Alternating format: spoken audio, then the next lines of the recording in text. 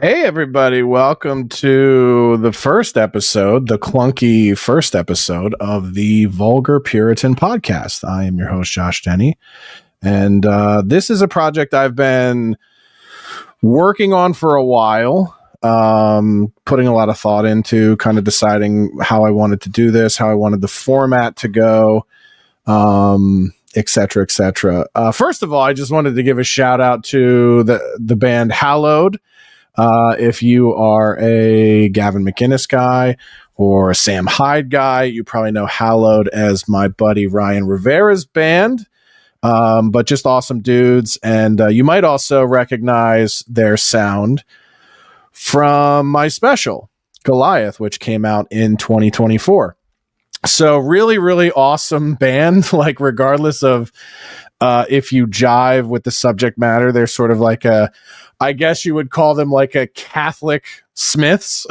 That's how I describe it when I tell people, about Hallowed. But they're just awesome. Like we got to, like in-house, supporting your friends stuff aside.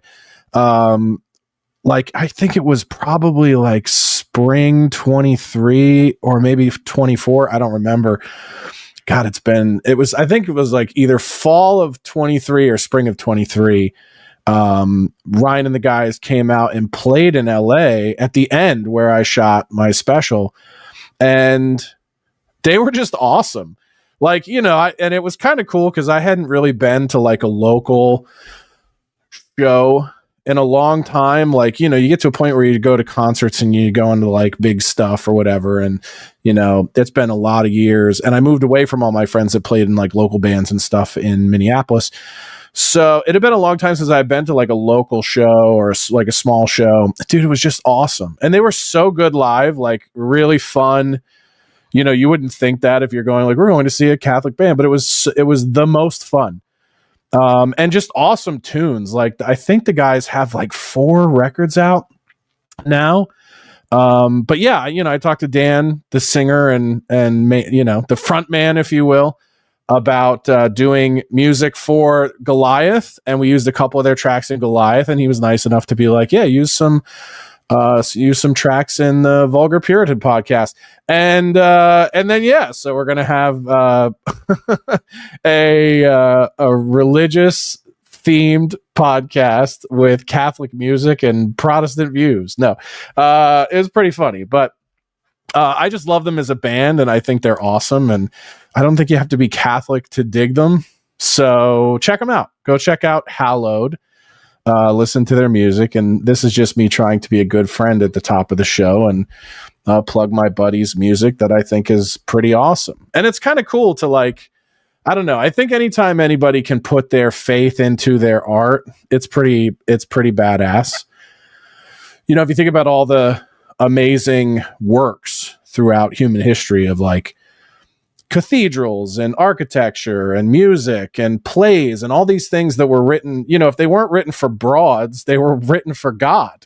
And so some of the best shit that's ever been made is stuff that was done in tribute to God. And if not, it was some bitch who probably didn't deserve it. That's one of the things you'll notice about this show is this is not a very what's the word I'm looking for? Proper, buttoned up, sort of religious themed podcast. So a little bit of backstory on me. If you're new here entirely and you don't know who is this guy and why is he talking about religion? I am a comedian. I've been a comedian for 19 years last month. And I've had a little bit of success. I was on TV for 3 seasons. For the Food Network, and then immediately got canceled for saying the wrong things, which you will find that I do a lot on this podcast. And I've been, for the last few years, I've been sort of becoming a little bit more prominent, outspoken, conservative. And I would say part of the path of that has also been diving back into my relationship with God and faith. And there's a backstory to that as well as to sort of what prompted that and how I sort of got into where I'm at now with it and what I want the purpose of this show to be. but yeah, so in the last few years, I've been doing a lot more with conservative groups. I work with the Walkaway Foundation, and they're not necessarily a conservative group. They're just sort of more of an anti-liberal indoctrination group. But in the process of, making new friends on the conservative right, you run into a lot of sort of religious people. And for me, faith, my relationship with God has been, I think, the roller coaster that it is for most people. So when you think about upbringing, I think most people, at least in the United States, are brought up with some semblance of religion in the household, right? So there's some aspect of faith or tradition, et cetera, that's in the household when you are young, right? And at the very least, there's probably some tradition. Even if your family's not super religious, there's still some religious traditions that are sort of maintained in the household, right? So like you do Christmas, you do Easter, and some of these things have become more like American holidays than particularly Christian holidays. So I grew up with sort of a C&E Protestants, right? And then we had Catholics in our family, we had Protestants, we had people kind of all over the map. I call him my Uncle Philip. He's actually my first cousin, but because of our age difference, my cousins that are older than me, we always called them Uncle Phil, Uncle Joe. People call my dad Uncle Butch, even though we're first cousins. But he was the first person in my life that I had ever interacted with that was very religious and very much into scripture and very much into the book. And I would love to have him on the show sometime as a guest, because he's got a very interesting story and journey himself with his faith and highs and lows and everything else. So that's certainly a get for future episodes. But it was one of those things that was sort of like loosely in and out of our family. And so there was sort of this general understanding and general tone that like, we believe in God, we believe in a higher power, but we sort of left it at that. And I remember this Bible, so you might see this a few times in the show or as we go along, this big bitch. It almost looks like a comical Bible, right? This looks like something that would be in like a movie or whatever. And by the way, this is not fitting in a hotel desk. What is it? No, it's not this. It's Catcher in the Rye. You're not putting this in a hotel desk to frame somebody for an assassination. This one's not fitting. This is a massive Bible. And I believe, I could be wrong about this, I'd have to ask my parents. I believe this was a gift to them on their wedding. And then it has a record of all of my family, births, deaths, etc. So this is really like the closest thing to like a family Bible. And it's got information. One of the funny things about pulling this guy out and starting to read it again is there's like every excerpt, every chapter, every book has like an obituary in it from somebody who died, whose a passage was taken from that book and put into their obit. And then so I was like, oh, somebody bookmarked this. And it's like, oh yeah, here's a nice friendly reminder of all the people in your family who are dead now. So this was a fun read on the first pass. You go, oh, look, flowers. Who's that? Oh, that's a dead guy. And who's that? Oh yeah, grandma, grandpa. There's everybody's, it would almost be like, just like going through your china closet and just finding a bunch of urns and be like, oh, everybody's dead. So this is the book that I have been using in going back and rereading the Bible and kind of getting more familiar with scripture. What prompted me to do that, and this will be a very sort of honest part of this podcast, and the goal is for all of it to be. But what prompted me to kind of go on this journey was hitting a point in my life a few years ago where I felt like it was inevitable for me to accept that there is somebody else's hand on the wheel when it comes to my life and everything that's happened in it. And that there might sound like there's some main character syndrome in that when people say things like that.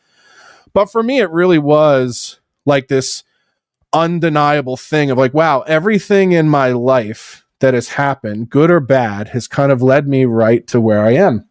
And some of you guys may remember that in the winter of 2022, fall of 22, when Kanye was going through all his stuff with the Jays and his company getting kicked, Adidas dropping him and everything else, that he had started communicating with a lot of quote unquote canceled people in working with him on either company stuff, or at one point he was focused on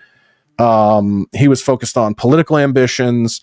And so I was one of the people that folded in very briefly for a few months in talking with him about the footwear company. I'd had a background working for Crocs when we were a startup, and felt like maybe I could do some good, or maybe there's some calling there. Maybe all of these things that happened in my life were because I meant to help him in some way, or meant to help him do something, footwear related. I was in entertainment. I was, quote unquote canceled, dropped by my agency and stuff for saying the wrong things on the internet. He was going through a similar situation. And then Candace Owens basically put us in touch 2 days later. We started talking, and we never really got to work on any business stuff. I think his political ambitions at the time were a little higher than wanting to necessarily work on product.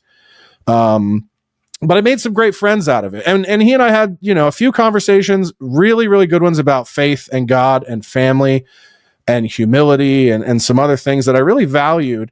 And so even though it didn't necessarily take on the shape of what I thought it would be, there was this moment of just going like, wow, all of these things have happened that have led me to talking to, at the time, the most famous, and I would argue today, the most famous person on earth. Like, I explained this to my parents at the time. Like, this would be like if Elvis called you on the phone and was like, hey, I want to talk to you about random shit, business, and then, being canceled, and the internet and culture and politics and what have you, the homeless, which I don't care about. So he very much opened my eyes to be like, if you don't accept that God is putting you on a path in life, you're just not paying attention. And I started to do an accounting, and I realized, like, of all these perceivably negative things that have happened in my lifetime, like getting canceled, or even like getting fired from the job that led to me to doing comedy full time back in 2013. Like, I would have never started my own podcast and gotten an opportunity to do a TV show if I hadn't been fired from my corporate day job.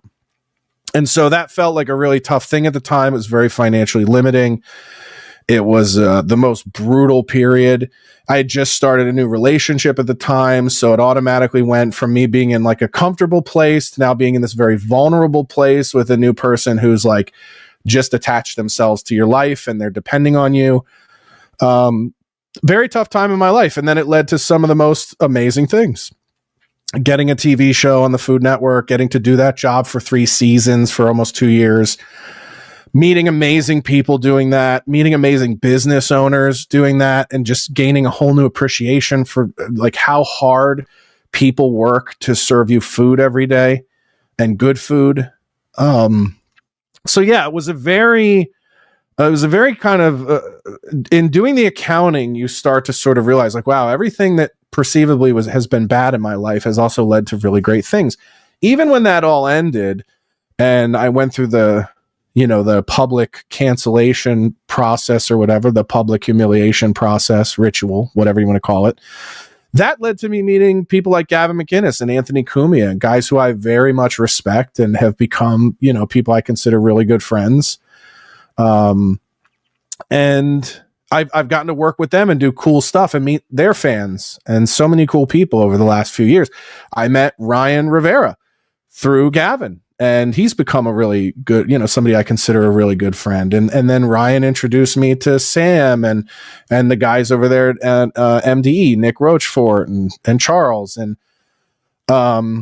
Alex, who I shouldn't forget. Alex was the one I met first and who kind of brought me into working with those guys. And if it weren't for them, it weren't for meeting those guys and working with them, I would have never been able to do the special. So it just sort of like, if you sit and do an accounting of your life, and I would challenge each of you who watch this to do this or listen to this, to do this, go back through and sort of think about all of the good things in your life that you maybe have because something bad happened or something perceivably bad happened at the time, and try to look at the most difficult times in your life through a framing of gratitude, and understanding that, for all of these things to sort of happen the way that they did, you'd either have to believe you're the luckiest person in the world, or you have to believe that there's something greater and divine that is sort of deciding our path a little bit and guiding us and steering us into where we're supposed to be. One of my all-time favorite movies is the movie Signs, and that's basically, spoiler alert if you haven't seen this 25-year-old movie, it's like the core theme of that film is that there are no coincidences, and people's faith, I think, is very much tied to that realization in their lives. So when I started to feel that way genuinely, I started to take what I felt like was a very holistic approach to getting back into faith and getting back into religion and taking an active interest in it. And I feel like what a lot of people do when they are compelled to do that is they immediately feel like, I got to run out and join a church. What were my parents? I gotta make sure I'm paying tribute to that. I've got to make sure that I'm doing the right, I got to make sure I'm maintaining traditions. Or maybe they're just influenced, like all my friends are Catholic or all my friends are Orthodox Jew. No, I'm kidding. But there's all, I think there's a lot of these when we go into pursuing or researching faith or approaching faith for the first time. I think there's a lot of like bad inspiration out there, like where it's like, oh no, I want to make sure I pick the right thing, or we don't even necessarily give thought to what we pick and what we think. So I really spent some time, and I want to get into some very specific episodes about this in the future, but I spent some time sort of researching, okay, well, what makes these different theologies different, and what makes Catholicism different from the Protestant Reformation, and what do Jews believe, and what are these missing books of the Bible in these different editions. And, it was sort of like, what are these faiths? So I really tried to take a very curious approach, and continue to try to take a very curious approach to scripture and faith. And one of the big motivators for me this past year was watching, a guy like Wes Huff with Joe Rogan and some of these other people, and really kind of take a very academic approach to scripture and faith and understanding, and start to marry it to fun sci-fi shit like aliens and history and all that. So that to me is what got me really excited, was like, hey, this idea that that there are a lot of this sounds very remedial, but the idea that there's a lot of answers in this book is exciting. Like, where did we come from, and what are we, and what are we meant to be? And so I started sort of researching a little bit of the history of these different theologies. And I've always been a guy who was interested in religion. And I always sort of wrote off denomination as one of these things. Like, well, denominations and dogma are really just reflective of their cultural period in society. Right. So if you look at Buddhism, it's a very passive religion, but it was born out of a very pacifist culture, right? Like, these are people who were living under empirical rule, sort of a slave class. And so the tenets of Buddhism very much seem to placate the position of the people. And then if you think about Roman Catholicism, it's very consequence driven. And that feels very in line with the Roman Empire, like, do it or we'll fucking kill you. So to me, I always just sort of wrote off denominations as like, well, these are the specificities of a specific denomination, really just serve the culture at the time, right? So you're creating an interpretation of the Bible that excuses the way you want to behave as a society. And I still feel that's very true. So I never really looked past that into how different are they, and what are some of the specific different interpretations of the Bible and different reactions to scripture that make them different. And a lot of what I want this show to be is sort of an honest look at that as I go through the process with you guys as an audience. So one of the things that sort of inspired me to make this a podcast, and I don't know if this is going to be a forever podcast or just a series. I guess we'll sort of play it by ear and see where it goes. But the new hour of comedy I'm working on is entirely focused on these ideas of self-improvement. It breaks down into chapters in mind, body, spirit. And so the spirit aspect of the new hour of comedy is in a transparent discussion of my apprehension to faith as I get more into it, and sort of my initial resistances and my skepticisms, and sort of my humorous reaction to some things. And I feel like so much of what's funny in what I'm writing for that is the honesty of it, of like, okay, this is really, when I read this is my first reaction. And I think there's a lot of humor and a lot of silliness in it.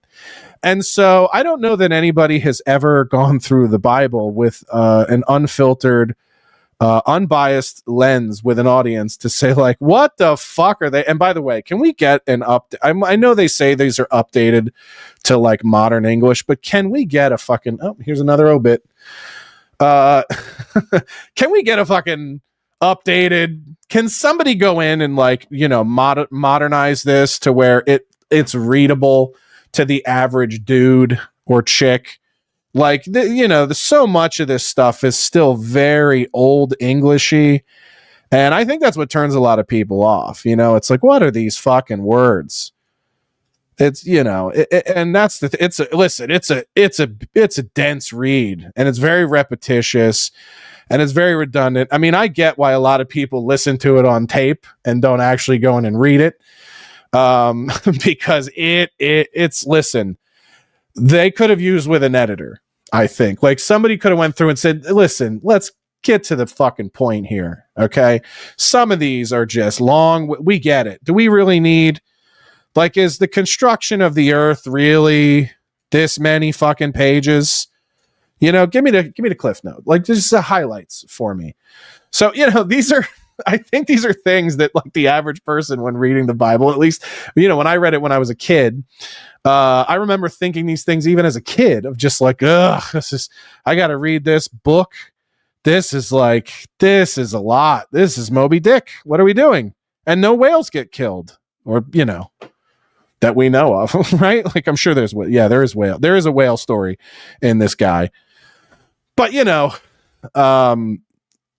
so yeah, I mean, there are some sort of plainclothes, regular walking around people reactions to the Bible that I don't think are really like not even allowed, but like accepted in church. There's sort of this thing with church, and this is one of the things I have against church and the concept of church, is that there is this sort of like this performative way you have to be in a church and participate in church, and everybody's on their best behavior and everybody dresses nicely and everybody behaves in a way that they don't normally behave, and they speak in a way that they don't normally speak, and they're nicer than they normally are. That part's probably not bad, but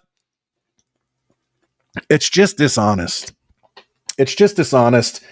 And one of the things that I have a really hard time reconciling with having these sort of like religious conversations with friends who are of different denominations is I think there's a lot of performative bullshit in religion. And I think a lot of the people who get back into religion, they're sort of like people who super subscribe to one political side or another. So they have this thing of like, well, there's definitely like, if I'm Christian, I can't believe there's anything bad or wrong in this, or I can't disagree with any of it. And these are the commandments. It's the word, this is the manual, and it needs no revision, and there's no flaws in it. and everything is perfect and everything is good and everything is right. And I just think that's where it loses a lot of people, is this idea that, it shouldn't be met with critical thought. And if I were to say that I could read through it without being critical, I would be lying. And I think everybody that says that they are is lying. Or they aren't. If they say like, oh, no, I first pass, I was like, this all makes sense to me. Like, some of this shit doesn't make sense. Some of it doesn't jive. Some other parts do jive, right? Like, it's like reading any book. There are parts that that really resonate with you. And then there'll be parts where you're like, man, I don't know about that. This Old Testament stuff is kind of wild. So, I, in pursuit of this, promised myself, like, I'm only going to have an honest reaction to what I uncover, what I learn about myself. And so when it comes to theology and people go, well, how do you decide what you are? I really took a very holistic approach to it and said, what makes sense to me? And I sort of settled in on Arminian Protestantism. So sort of the opposite of Calvinism. And there's some pretty specific things and I will do an episode. I'd love to have an expert on who's better at explaining it than I am. And I could probably learn some things too. But I'm definitely going to do an episode on what were the teachings or sort of the theological interpretations. I don't even know if you could call them teachings, but they were sort of theological interpretations and assessments made by Jacobus Arminius. But what I can tell you is there's a heavy emphasis on free will and personal responsibility. And that was the part that I very much responded to and felt like this feels like what God wanted men to do with his word. And this feels like the way God wanted man to live with what he instructed in the book. And so that's sort of the holistic way that I came to saying, like, yeah, that feels right. That feels like the right denomination for me. And as much as I have friends that love their Catholicism and love their mass, I'll tell you, 99% of the people I know that are Catholic are completely full of shit. They don't live in a godly way. They're dishonest people. They're transactional. They're climbers. They are performative. They don't live as if they fear God, and they certainly don't live as if they trust God. And I'm sure here comes the barrage of hate mail from Catholics or friends of mine that are Catholic. I'm not like, that's not like that. But you can't argue with my lived experience. That's what I've seen. And it very much seems like a well-dressed, performative way to excuse a lot of shitty, selfish, bad, ungodlike behavior.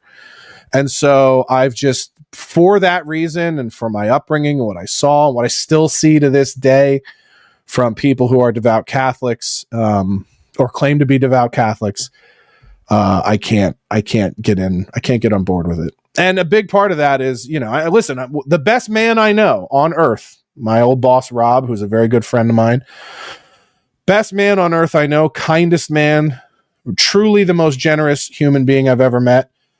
Good. Like, if you said, if the qualification to get into heaven was you had to nominate somebody that you were certain was worthy, he would be the person that I would nominate without question. And he is Catholic.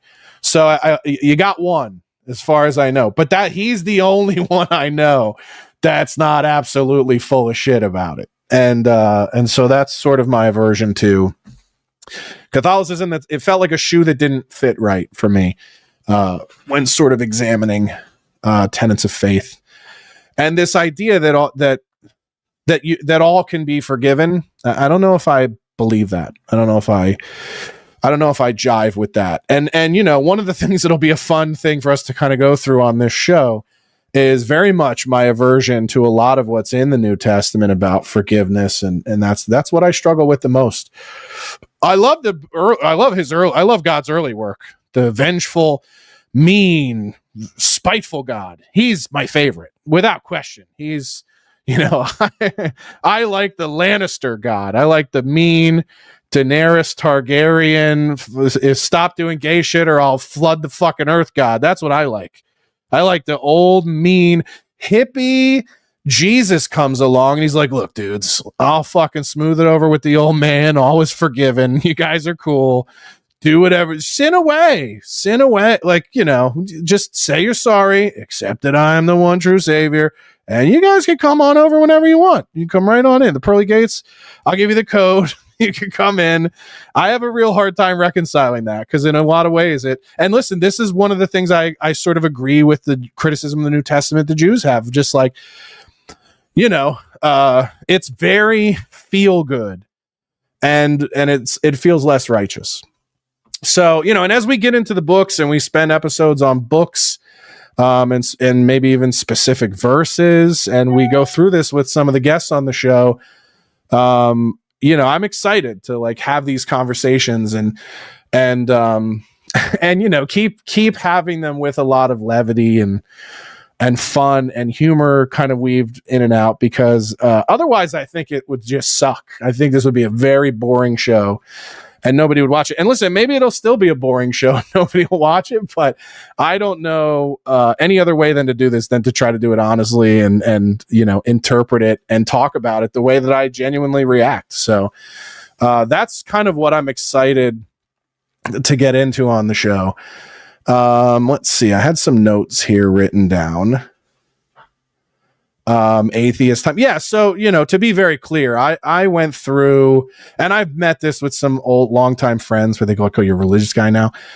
I definitely went through that period of my 20s and early 30s where I'm like, oh, only idiots believe in a God. Right.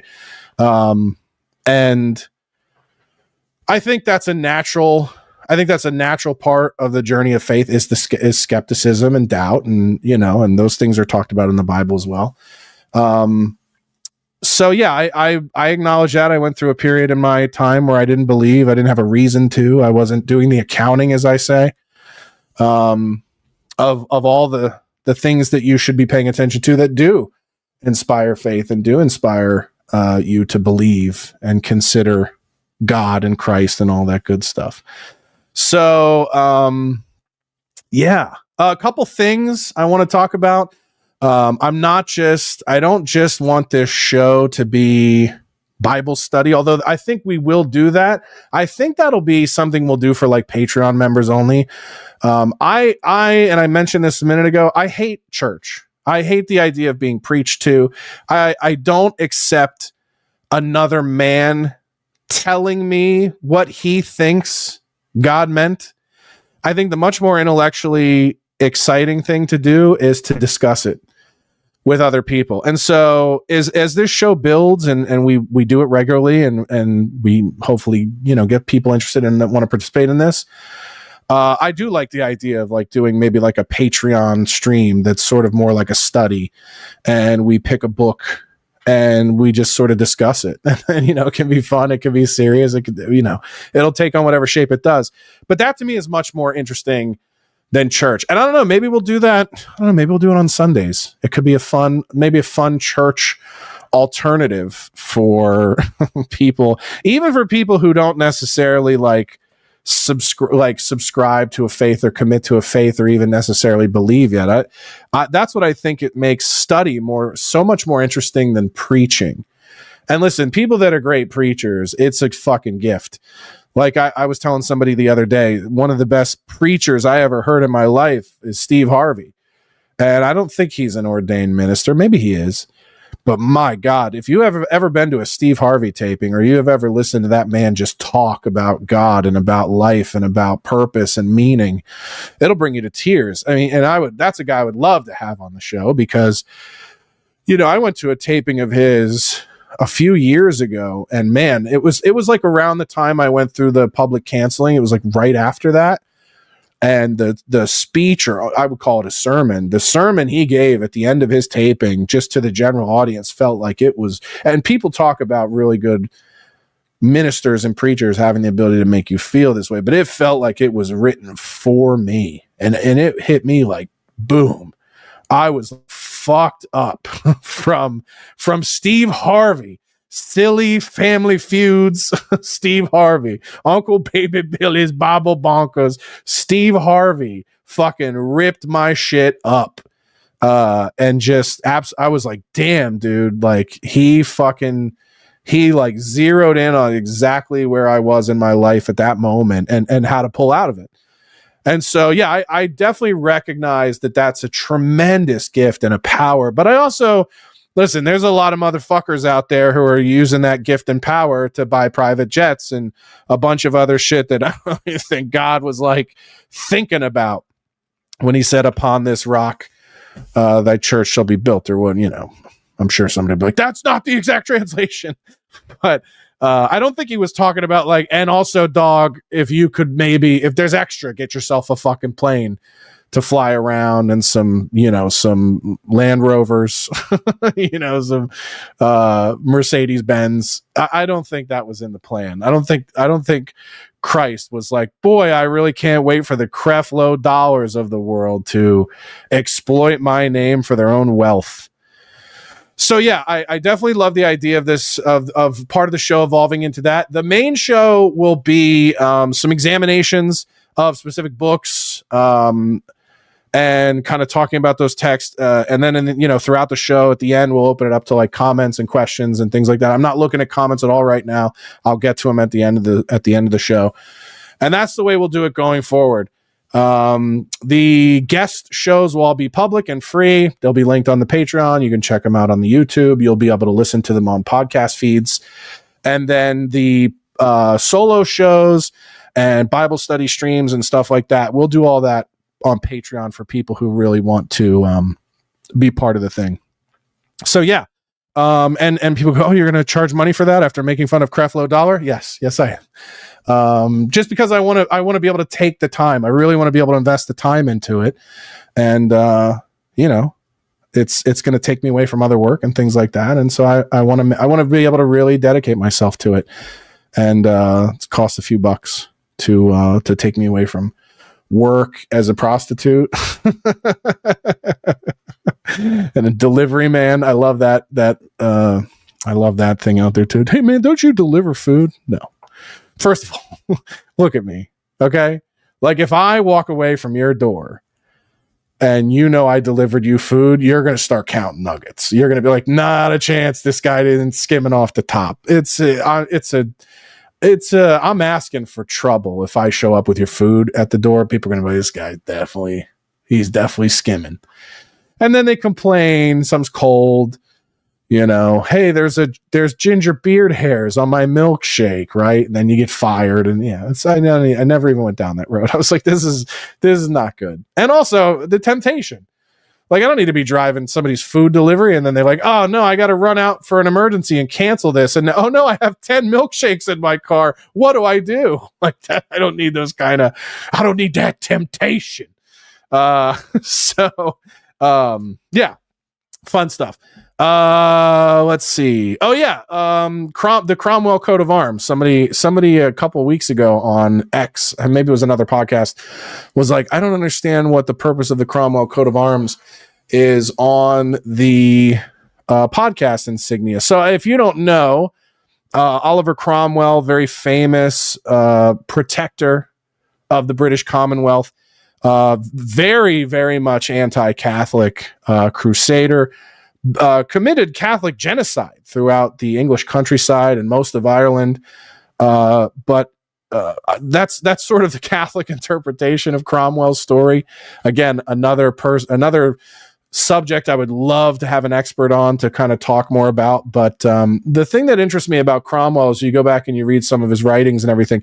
He really didn't have a hard-on for Catholicism. He really had a hard-on for religious freedom and separation of church and state, and really felt like, you know, that the problem with Catholicism wasn't its theological differences with Protestantism or the Reformation. It was really about the way that it had corrupted the monarchy at the time, and that the proper way moving forward for government and religion to coexist is to not intermingle at all.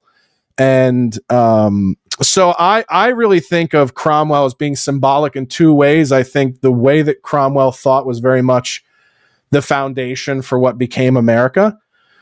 Those Puritans who came over seeking religious freedom in that time, very much the sentiment of separating church and state was a very, very big part the foundation of America. And I think one of the things we very much got right.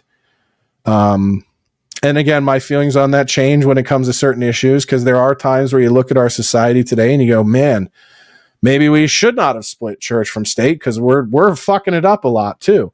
And I'm sure we'll have many, many exciting debates and discussions about all of that. But yes, the other thing with Cromwell is rooting out and sort of defeating corruption and seeking out truth. And so I felt like it was very fitting in a podcast where we are sort of crusading through scripture and searching for ultimate truth, and being willing to sort of slaughter any sacred cows along the way of having a really honest interpretation of the word and discussion over the word, to do so with the same seeking of the truth that I felt like Cromwell was after in his absolute decimation of Europe in the English Civil War. So a fascinating character for me in religious history. Certainly polarizing. Like, you talk to Catholics and he was like, they think he's Hitler, right? So makes sense. But I think if you look at the time and the geopolitics, I think Cromwell's understanding of the necessity of the separation of church and state was very much what the Puritans came to America and sought to build. So yeah, I think that's sort of that sort of covers that. So yeah, I guess not a bad first episode. We'll keep this one short and sweet. I really just wanted to kind of do one to test everything out, make sure everything's working properly, and our streams and all of our links and everything like that. If you want more information about the show and you want to find the links to the Patreon, all the other ways to participate and support the show, head on over to vulgarpuritan.com, or you can go to joshdennycomedy.com, same website, and it will link you there, and you can find all the necessary links and so on and so forths and what have yous.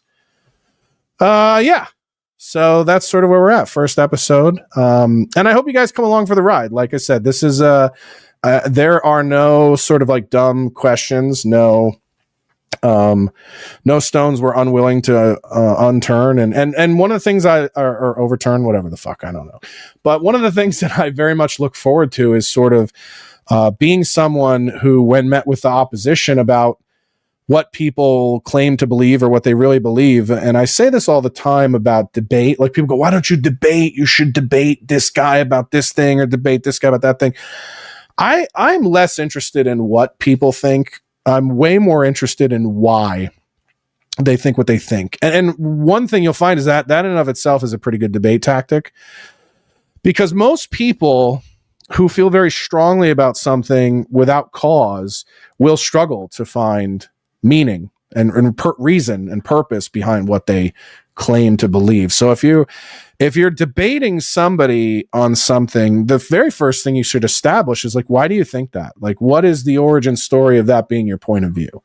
And you learn a lot about people in asking that question. You learn a lot about people, where they come from, what they've gone through, and that almost always illuminates like where their point of view comes from. Like, you talk to a woman who's like just shitty towards men. She's cold. She's mean. She doesn't have anything nice to say, and you talk to her a little bit and you find out where she's been. She's been through something that was obviously traumatic at the hands of a man. And then that's it's completely shaped her life. People who are racist are that way.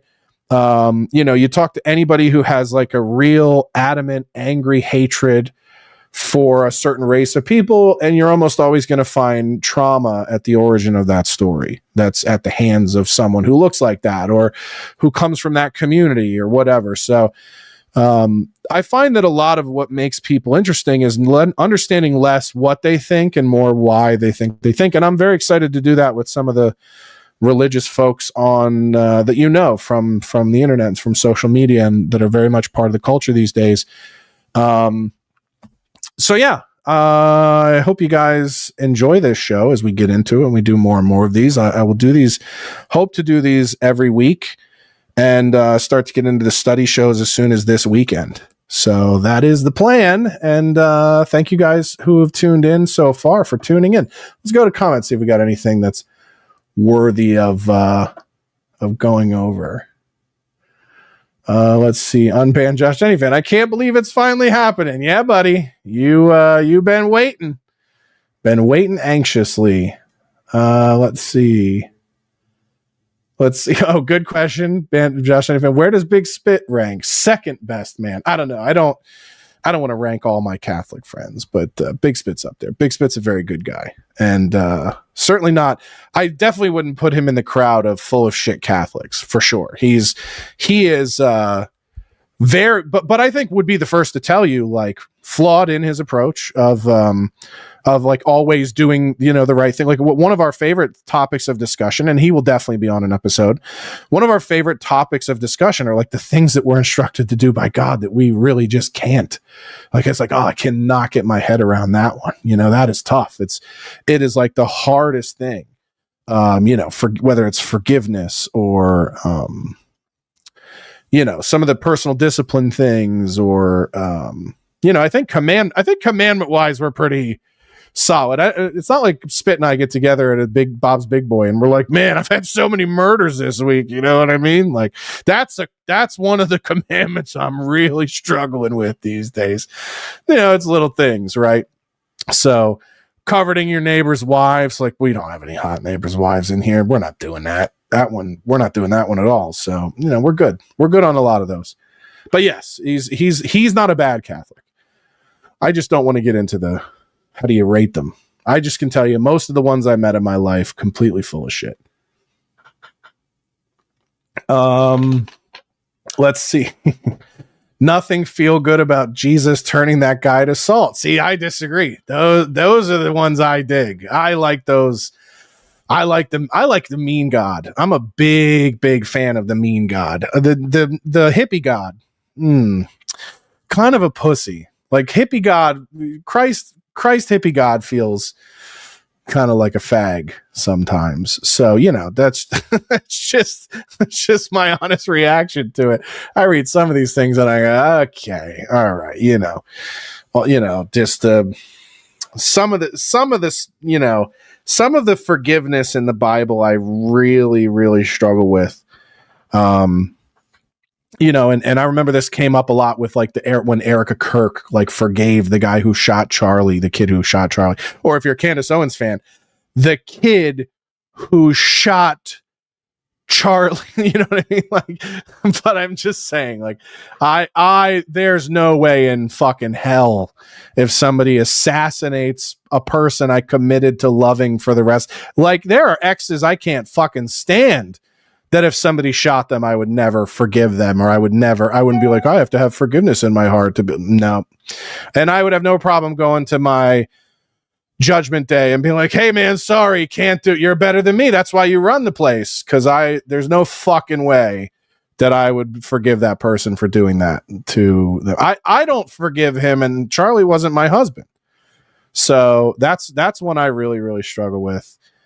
As far as this, Steve Harvey might do the show. Hey, you never know, man. You never know. Let's see. What do we got? Yeah, nothing. Yeah, nothing good. Let's see. Skills. Let's see. What has he got? After these files dropped, how can anyone have a hard time understanding the great flood of... Yeah, I mean, seriously, if we're going to get into like Epstein files stuff, holy shit. Yeah, you read some of those right now and you're like, we got to be due for another flood. It's been raining like crazy here in Los Angeles the last couple of days, and you almost wonder, like, hey man, keep it dumping until you wash out all these pedophiles, and at the very least clean up some of these fucking homeless while you're at it. So let's see, unbanned. How do you define piece of shit Catholics if it's not them ignoring the things they're supposed to do that they whine about being too hard? Listen, I don't know about that. I find it less that I don't have an issue with the Catholics whining about how hard it is. The real big one is like the people that show up to church every Sunday that I know were cheating on their wives on Saturday, or, mainlining fucking heroin and like cheating people out of money and cheating people out of job opportunities. Like I've unfortunately met a lot of these people in my life who are like just the worst of the worst, who somehow always show up in mass on Sunday, and you go, ugh, that just gives you puts a really bad taste in your mouth. So yeah. Isn't that the standard definition of phony Catholics? Yeah, probably, I assume. But no, I mean, like, I don't know. I think complaining, I think it's human to complain about the difficulties of adhering to any life that requires discipline. Like, I'm sure guys in the service bitch about the fucking things they're expected to do and have to do. It's sort of in human nature to complain when it comes to certain things. So that I don't really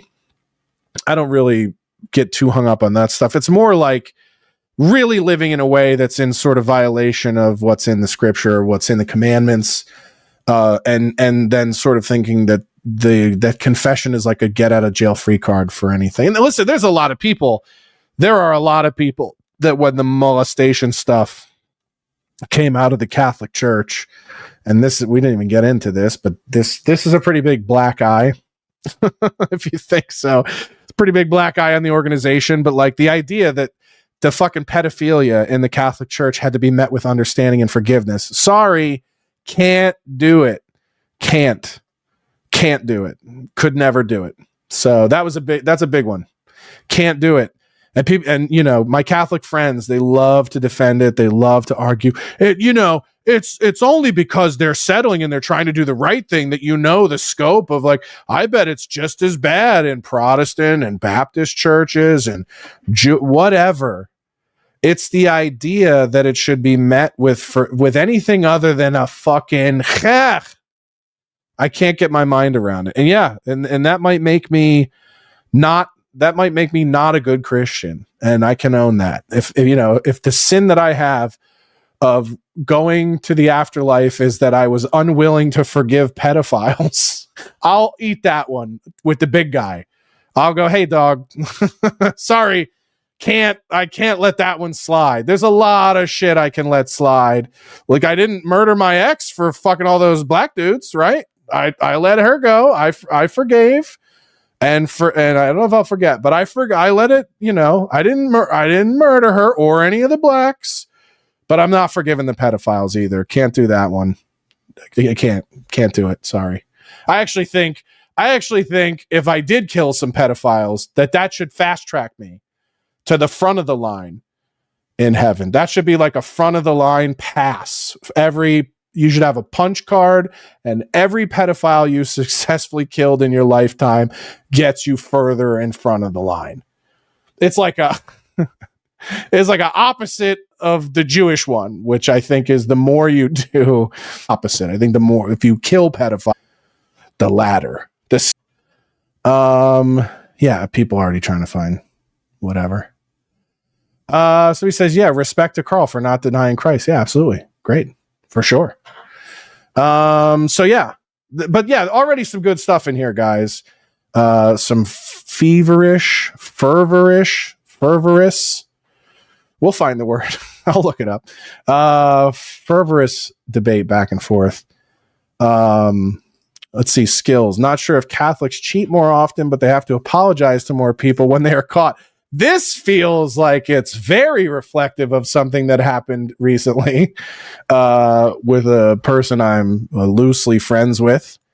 Yes. Yeah. That's that's a great example. If you talk about some of the stuff you've seen on Twitter lately and sort of the conservative influencer space about some particular Catholics being full of shit about their marriages and their fidelity. Like, yeah, that when that came out, I went, this is my point. This is what I can't get behind. You see that stuff and you go, yeah, and that's one of the things that I sort of struggle with like this newfound interest in Catholicism. A lot of them feel full of shit.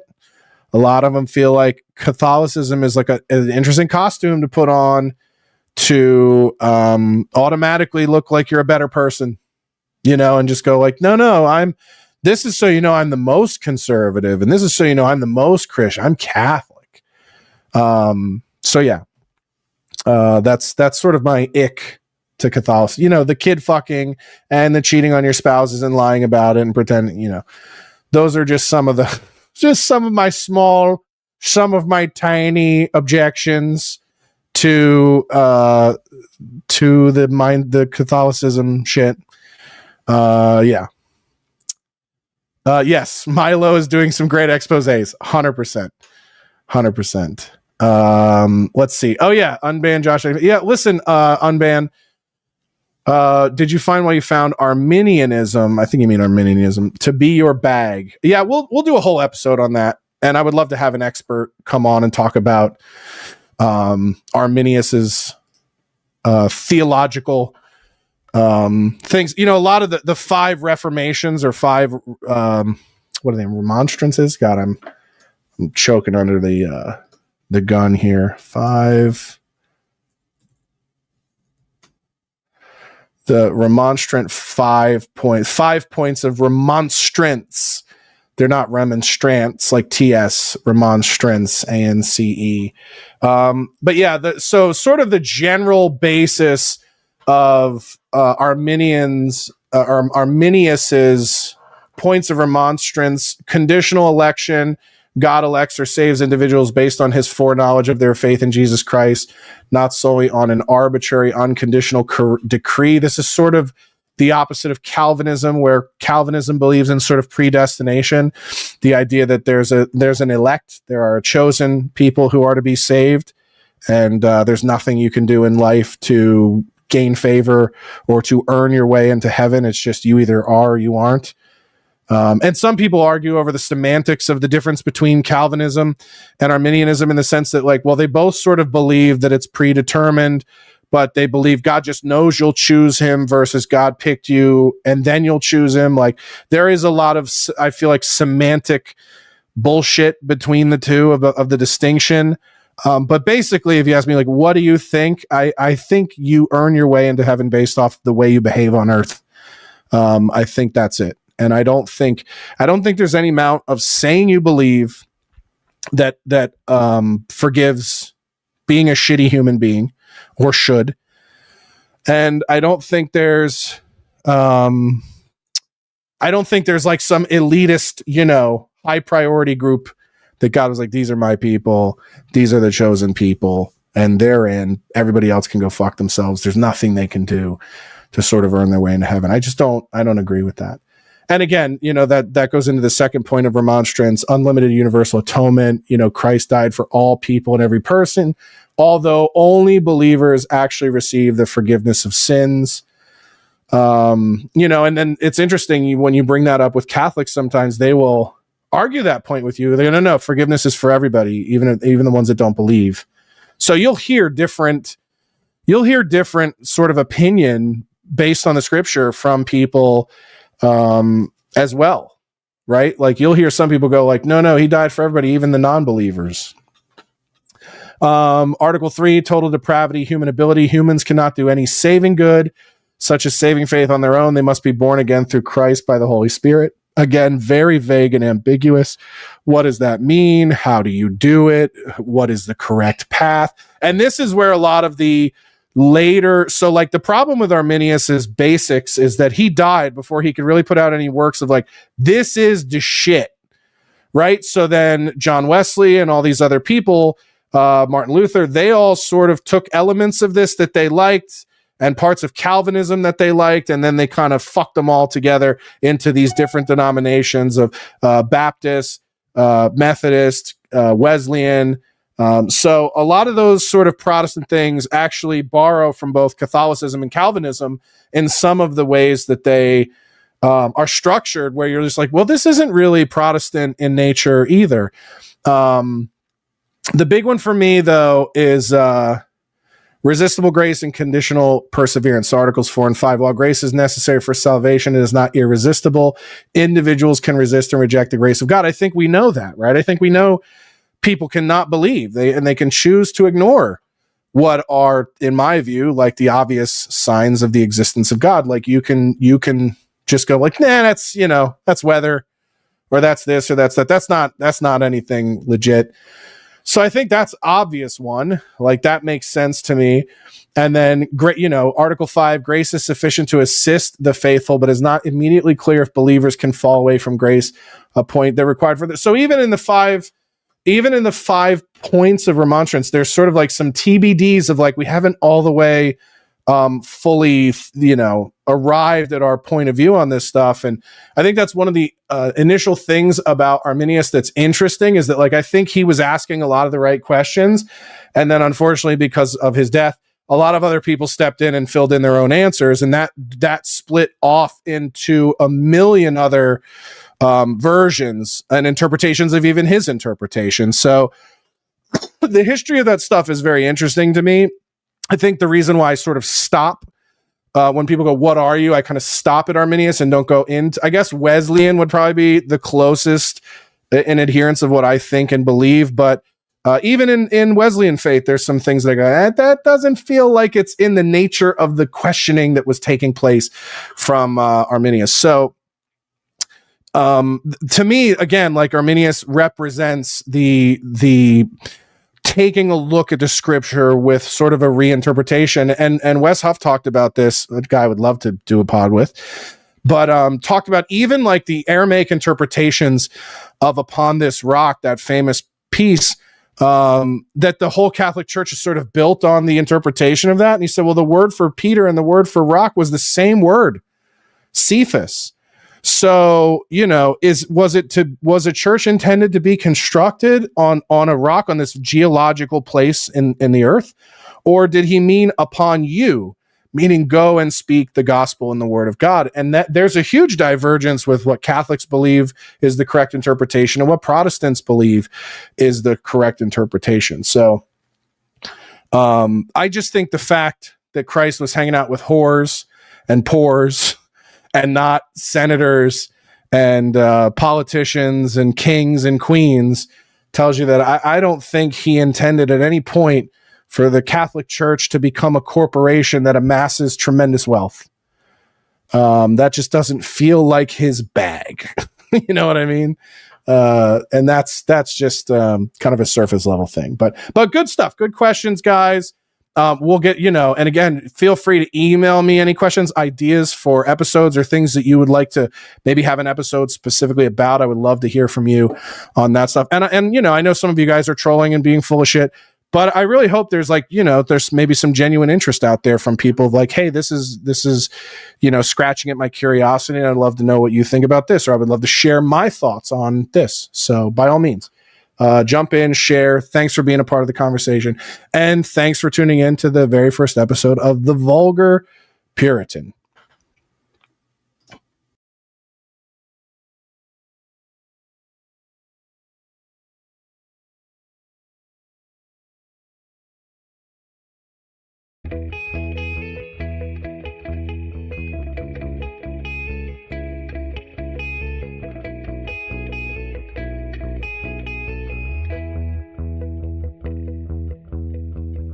Say a prayer for everybody on the deathbed, that they will be in God's arms. Say a prayer for everybody on the deathbed, that they will be in God's arms. Say a prayer for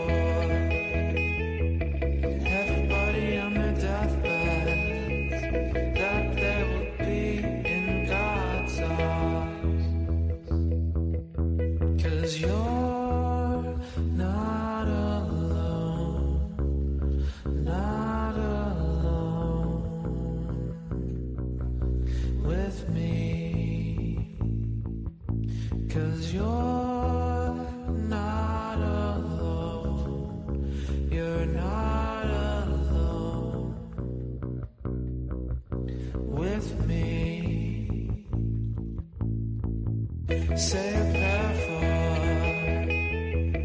everybody on the deathbed, that they will be in God's arms. Say a prayer for everybody